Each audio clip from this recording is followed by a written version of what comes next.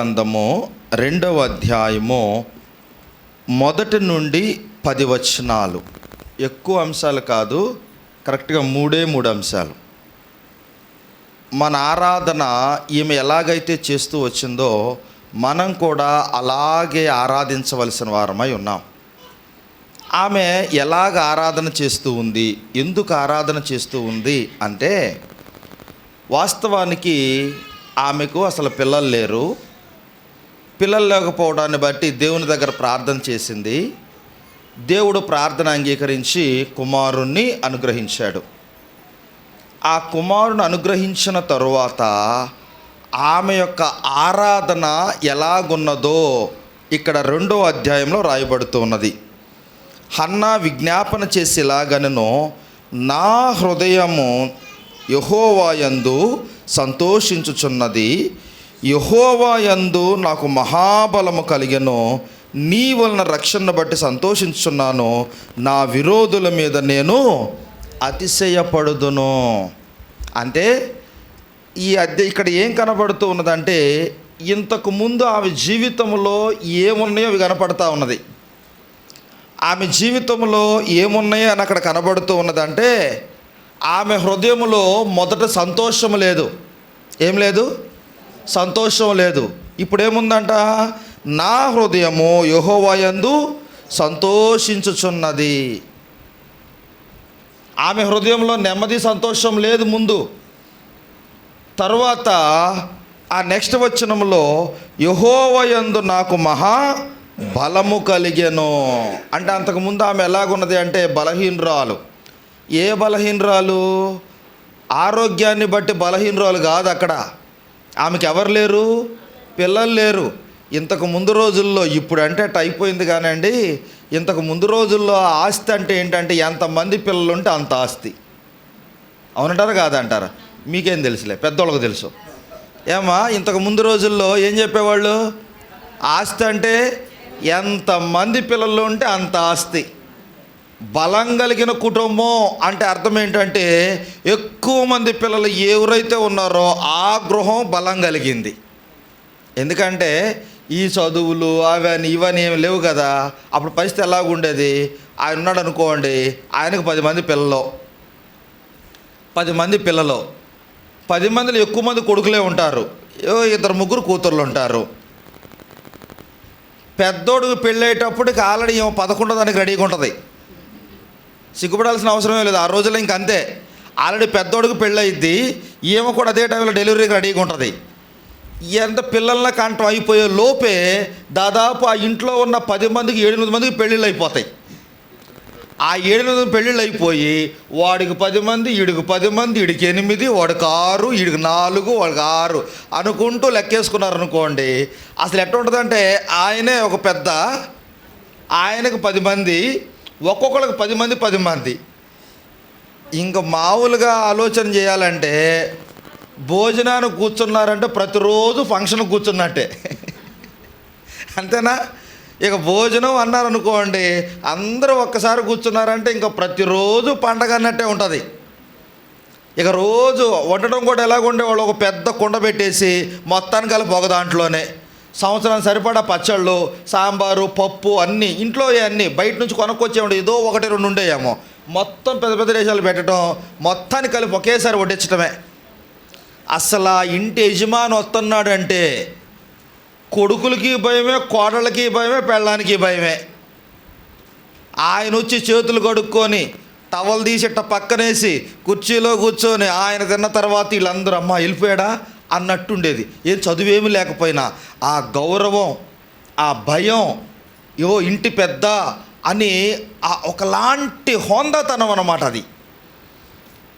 ఎందుకంటే ఏ తండ్రి కూడా భయపడేవాడు కాదు. ఎందుకు భయపడేవాడు కాదు?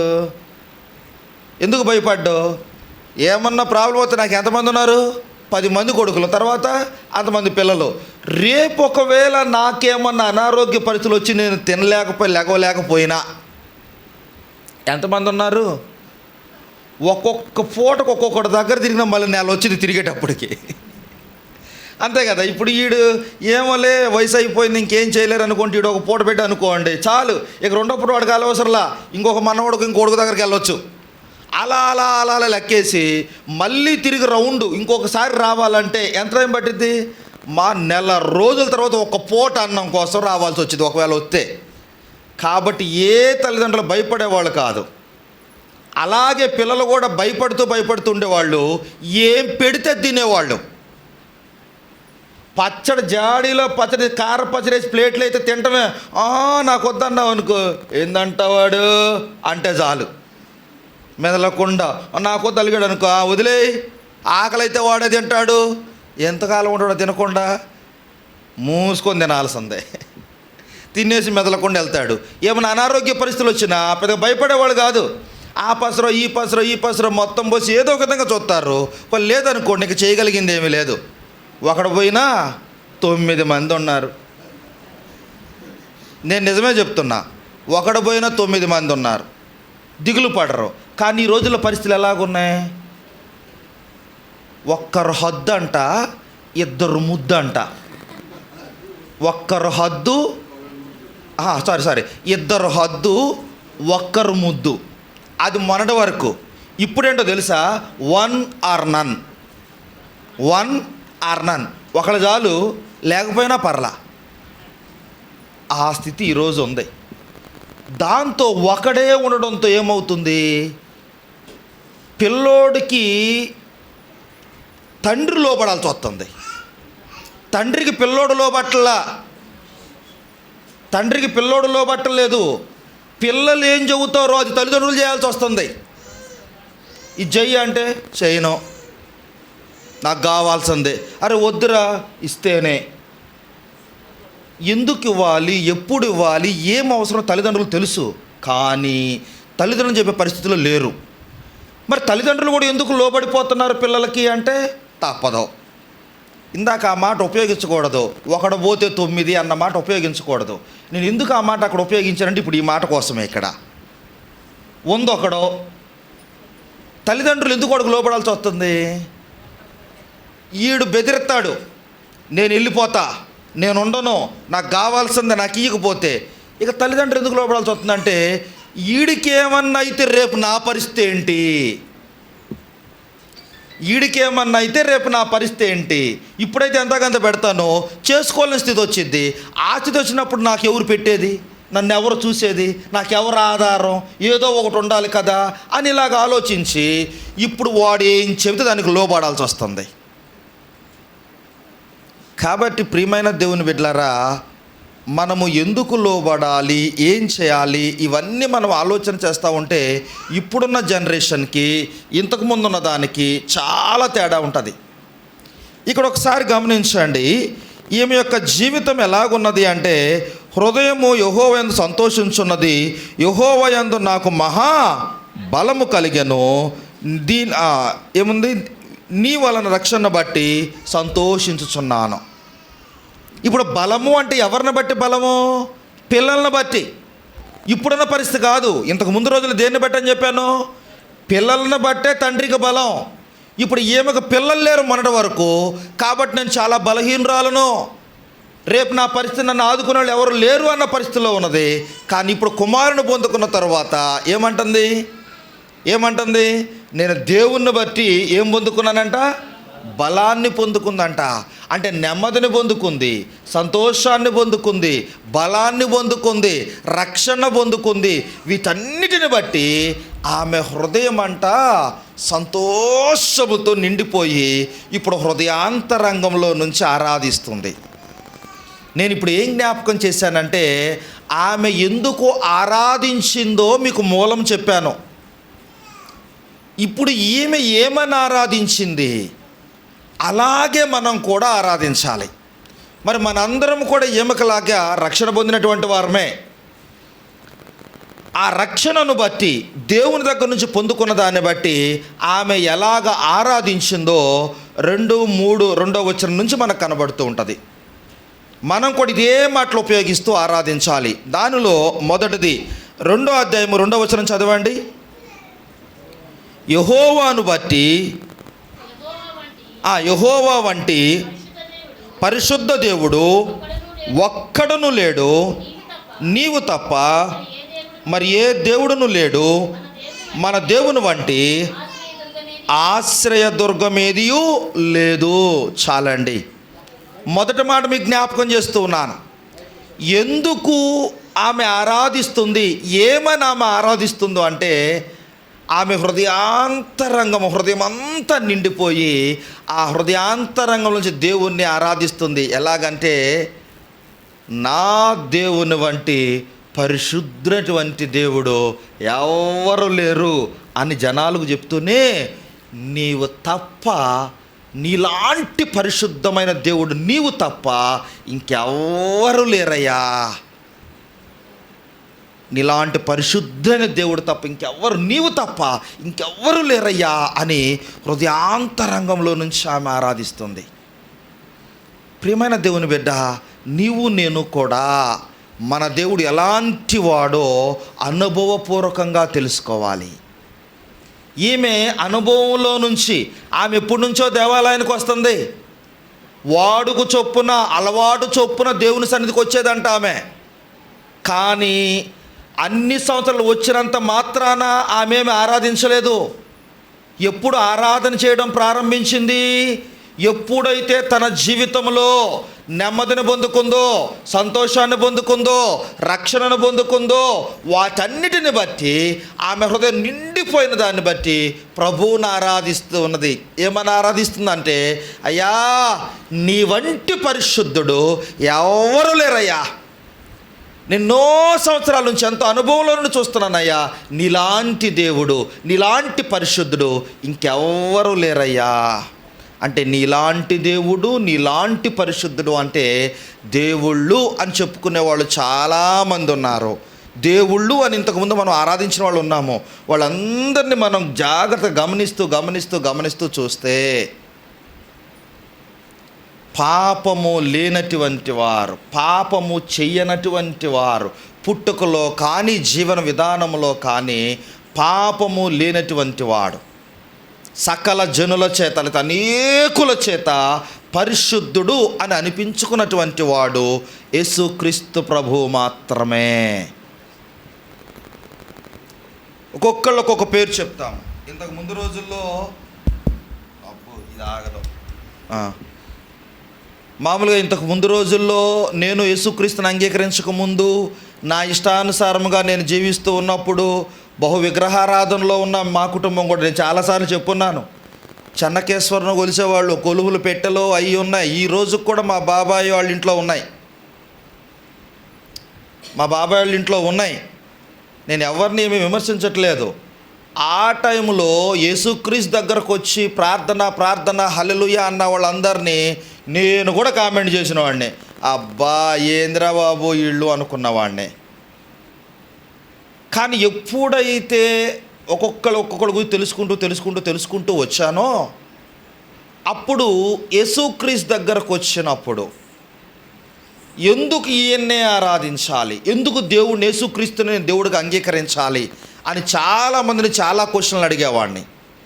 ఆ సమయాల్లో దేవుడు నాతో మాట్లాడిన దాన్ని బట్టి, నేను గ్రహించిన దానిని బట్టి, నేను అంతా తెలుసుకున్న దానిని బట్టి నేను యేసుక్రీస్తుని సొంత రక్షకుడిగా నేను అంగీకరించా.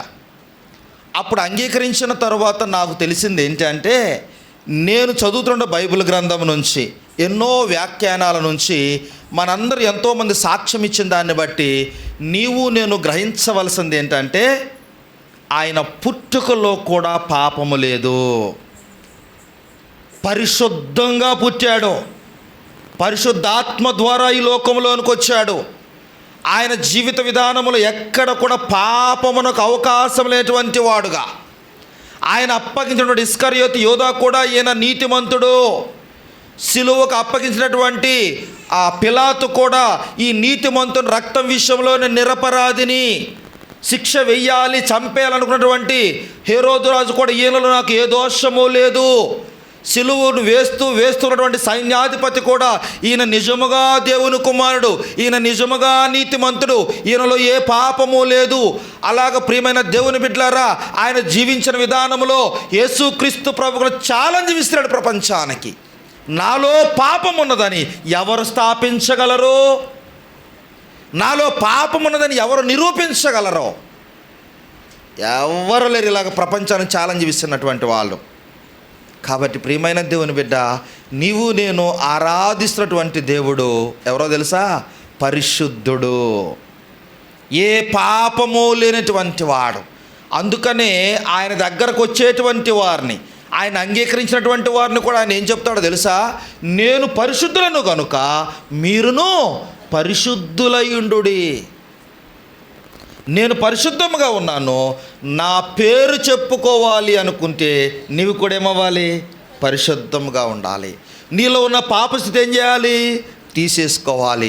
నీలో ఉన్న అపవిత్రత తీసేసుకోవాలి. ఎంత విచిత్రమైన పరిస్థితి అంటే, బయట యేసుక్రీస్తు గురించి లేకపోతే ఇలాగెళ్ళి మన వాక్యాలు చెప్తూ ఉంటే ఎన్ని రకాల దాడులు, ఆ మాటలు ఈ మాటలు అంటూ వాళ్ళు ఉపయోగించే మాట ఏంటో తెలుసా? మత మార్పిడి. ఏమంటారండి?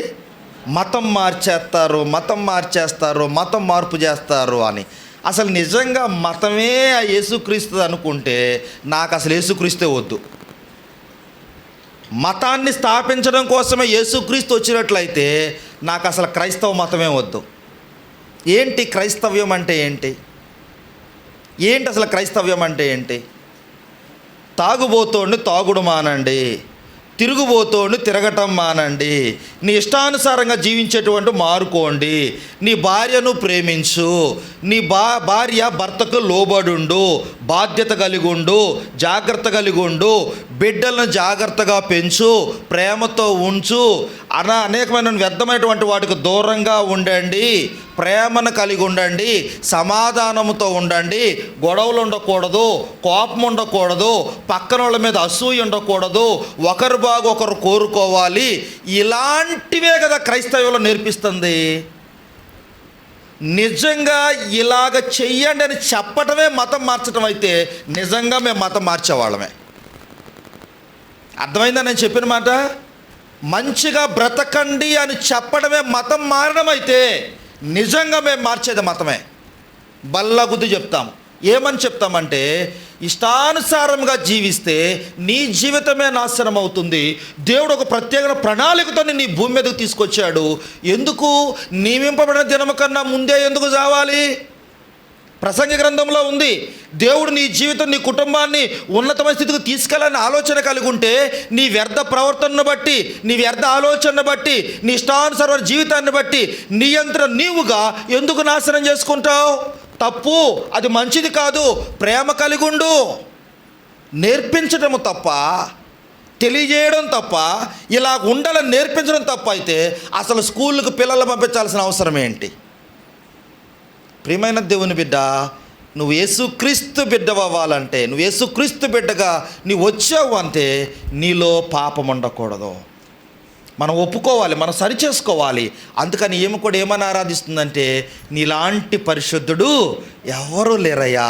అందుకని నేను కూడా నిన్ను ఆశ్రయించినప్పుడు నాలో ఉన్న ప్రతిస్థితి అంతటి నేను ఒప్పుకొని నేను కూడా ఇలాగే హృదయాంతరంగంలో నుంచి ఆరాధిస్తున్నాను ప్రభువా అని హన్నా ఆరాధించినట్లే నీవు నేను కూడా ఆరాధించాలి. రెండో విషయాన్ని జ్ఞాపకం చేస్తా ఉన్నాను. 3వ వచనం చూడండి ఒకసారి. 2వ అధ్యాయం 3వ వచనం. యెహోవా అనంత జ్ఞాని అగు దేవుడు, ఆయనే క్రియలను పరీక్షించువాడు. చాలండి. ఆయన ఎవరంట? అనంత జ్ఞాని. ఆయన ఎలాంటి వాడు అంటే అనంత జ్ఞాని. అనంతము అంటే ఇంగ్లీష్లో ఇన్ఫినిటీ అంటాడు, చెప్పలేనంత. అంటే ఆయన జ్ఞానము ఎలాంటిదంటే ఇంత అని వర్ణించలేనంత జ్ఞానము కలిగినటువంటి వాడవయ్యా. ఆమె ఆరాధిస్తూ ఉంది, ప్రభువా నీవు అనంత జ్ఞానివయ్యా, నీ జ్ఞానానికి మితి లేదు, నీ జ్ఞానానికి హద్దులు లేవయ్యా, నీవంత జ్ఞానము కలిగినటువంటి వాడవు. నిజముగా ఆయన యొక్క జ్ఞానాన్ని మనం ఆలోచన చేస్తే ఎంత ఆశ్చర్యం అనిపిస్తుందో కదా. ఒక్కసారి రాత్రి సమయంలో పడుకొని పైకి చూస్తున్నాం అనుకోండి, నక్షత్రాలు ఆకాశాన్ని ఒక్కసారి చూడండి, దేవుని యొక్క వైభవం కనపడుతుంది. ఎన్ని నక్షత్రాలు లెక్కేస్తావు నువ్వు? ఇప్పుడు సపోజ్ పెద్దోళ్ళు ఉన్నారు, ఇందాక చెప్పాను చూడు, జనాభా సంఖ్య. ఆయన ఉంటాడు ఆయనకు ఒక 10 మంది పిల్లలు ఉంటారు, పెద్దోడికి ఇంకో 10 మంది ఉంటారు అని ఆయన పిలిచి, నీ పెద్ద కొడుకు పెద్ద మనవడు పేరు ఏం పేరు అన్నావు అనుకో, ఏమో వాడిదేదో ఉందంటాడు. ఎందని గుర్తుపెట్టుకుంటాడు? 50-60 పేర్లు గుర్తు రావాలి. అందుకని అటు పేర్లు గుర్తుపెట్టుకోవడం కష్టమని నాయనమ్మ పేరు, అమ్మమ్మ పేరు, తాతయ్య పేరు ఆ ఫస్ట్ అక్షరం కలిసేటట్టు మొత్తానికి అయ్యే కలిపి పెట్టేస్తూ ఉంటారు కదా.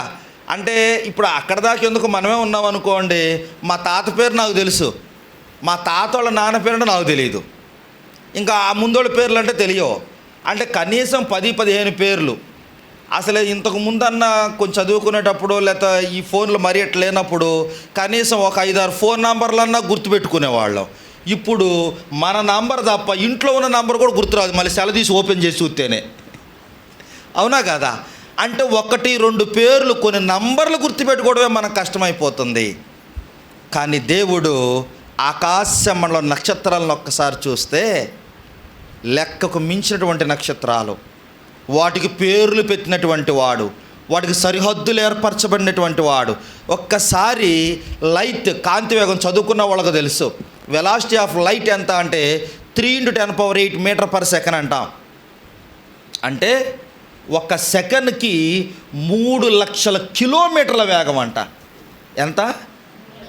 1 సెకండ్ అంటే ఈ నీడిల్లో అట్టనేలోపు లైట్ సూర్యకాంతి ఎంత వేగంతో పోయిద్ది? 3 లక్షల కిలోమీటర్లో. ఊహించండి, అట్టనేలోపు 3 లక్షల కిలోమీటర్ల వేగంతో వెళ్ళిద్దంట లైట్. ఇలా చెప్పుకుంటూ పోతే దేవుని యొక్క జ్ఞానము, దేవుని యొక్క వైభవం. అసలు మనల్నే చూస్తే అసలు అద్దం ముందు నుండి పక్కకు పోము, అటు పోతా అద్దమే, ఇటు పోతా అద్దమే. అసలు ఇంకా ఏకంగా బెడ్రూమ్కి బెడ్ ఎదురుగా పెడతాం అద్దాన్ని అసలు తీసుకొచ్చేసి.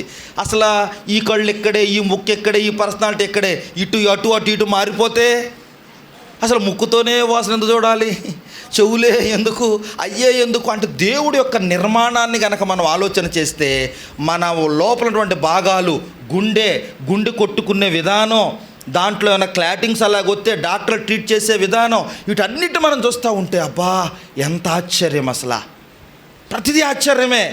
దేవుని యొక్క జ్ఞానం ఎలాంటిదో ఒకసారి ఆలోచించండి. ఈమె హృదయాంతరంగంలో నుంచి ఆరాధిస్తుంది. అయ్యా నీలాంటి జ్ఞానం కలిగినటువంటి వాడు ఎవరు లేరయ్యా. ఎందుకంటే నేను పిల్లలు లేకుండా ఎన్నో సంవత్సరాలు ఉంటూ ఉన్నాను, కానీ నేనైతే ఎంతగానో ఏడుస్తూ ఉన్నాను. కానీ నీ లేఖనంలో లేకపోతే నీ గ్రంథంలో ముందే నువ్వు లిఖించావయ్యా. పిండముగా రూపింపబడక మునిపే నువ్వు ఎరిగినటువంటి దేవుడవు. ఆ లోపల బేబీ ఎలా నిర్మాణంలోకి వస్తుందో, ఎలాగ బయటకు వస్తాడో, ఆయన ఎంత ప్రయోజకుడు అవుతాడో, ఎలాంటి స్థితిలో ఉండబోతున్నాడో కూడా సమస్తము నువ్వు ఎరిగినటువంటి దేవుడవయ్యా. నీ జ్ఞానానికి మితి లేదు. కాబట్టి నేను హృదయాంతరంగం నుంచి నిన్ను ఆరాధిస్తున్నాను ప్రభువా అని ఆమె ఆరాధన చేస్తూ ఉంది. మొదట ఏమైనా ఆరాధించింది, ఇలాంటి పరిశుద్ధుడు ఎవరూ లేరయ్యా, నా జీవితాన్ని కూడా నువ్వు పరిశుద్ధంగా మార్చినందుకు వందనాలు అని. రెండవది, నీలాంటి జ్ఞానం కలిగినటువంటి వాడు ఎవరూ లేరయ్యా, అదే జ్ఞానాన్ని మాకు కూడా ఇస్తూ ఈ లోకంలో మమ్మల్ని నడిపిస్తున్నందుకు నీకు వందనాలయ్యా అని మనం ఆరాధించాలి. చివరి మాటను చెప్పి నేను ముగిస్తాను. మూడవది, 4వ వచనం నుండి 10వ వచనం వరకు మనం చదువుకుంటూ వెళ్ళామనుకోండి. ఒకసారి 4వ వచనంలో, ప్రఖ్యాతి నొందిన విలుగాండ్రు ఓడిపోవుదురు, త్రొట్రిల్లిన వారు బలము ధరించుదురు, తృప్తిగా భుజించిన వారు అన్నము కావాలని ఆ కూలికి 6వ వచనం చదువు. ఆయన సజీవులుగాను మృతులుగాను చేయువాడు యెహోవాయే, పాతాళమును పంపుచు అందులో నుండి రప్పించుండువాడు ఆయనే. 8వ వచనంలో, దరిద్రులను అధికారులతో కూర్చుండబెట్టుకును, మహిమగల సింహాసనము సంతరించజేయుటకును వారిని మంటిలో నుండి ఎత్తువాడు ఆయనే, లేమి గల వారిని పెంట కుప్పల మీద నుండి లేవనెత్తువాడు ఆయనే. భూమి యొక్క స్తంభములు యెహోవా వశము, లోకము వాటి మీద ఆయన నిలిపి ఉన్నాడు. తన భక్తుల పాదములు త్రొట్రిల్లకుండా ఆయన వారిని కాపాడును. దుర్మార్గులు అంధకారమందు మాటు మణుగుదురు, బలము చేత ఎవడనో జయము నొందడు. ఇలా చదువుకుంటూ పోతే ఆయన ఎలాంటి వాడు అంటే సర్వాధికారము కలిగినటువంటి దేవుడు. ఎలాంటి దేవుడు ఆయన? సర్వాధికారం కలిగినటువంటి దేవుడు. మొదట ఏమని నేర్చుకున్నాం? ఆయన పరిశుద్ధుడు. రెండోది ఆయన అనంత జ్ఞాని. మూడోది ఏమని నేర్చుకోబోతున్నామంటే ఆయన ఎవరు, ఆయన ఎలాంటి వాడు అంటే సర్వాధికారము కలిగినటువంటి దేవుడు. సర్వాధికారం కలిగినటువంటి దేవుడు. సమస్తము ఆయన అధికారమునకు లోబడవలసిందే. సృష్టి అంతటిని ఆయన ఆధీనంలో ఉంచుకున్నాడు. భూమి ఏ ఆధారము లేకుండా శూన్యంలో వేలాడుతూ ఉన్నది.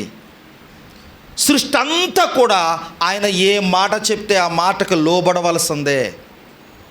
సృష్టి అంతా. ప్రియమైన దేవుని బిడ్డలారా, ఆయన ఎలాంటి దేవుడో నీవు నేను అర్థం చేసుకోవాలి.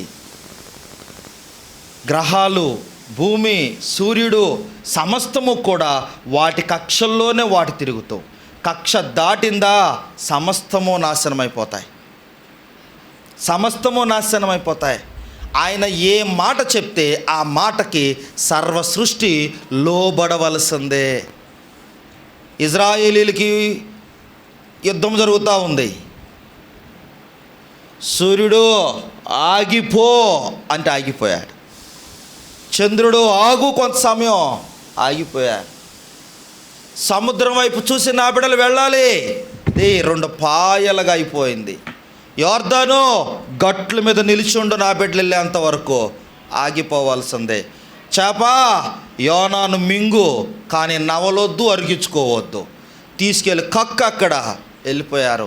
కాకులారా, నా సేవకుడు అక్కడున్నాడు, మాంసాన్ని తీసుకెళ్ళి రొట్టెలను తీసుకొని ఏం చెబితే అది సృష్టి అంతా కూడా ఏమి చెప్తే, యేసుక్రీస్తు ప్రభువారు ఏం చెప్తే, దేవుడు ఏం చెప్తే దానికి లోబడవలసిందే.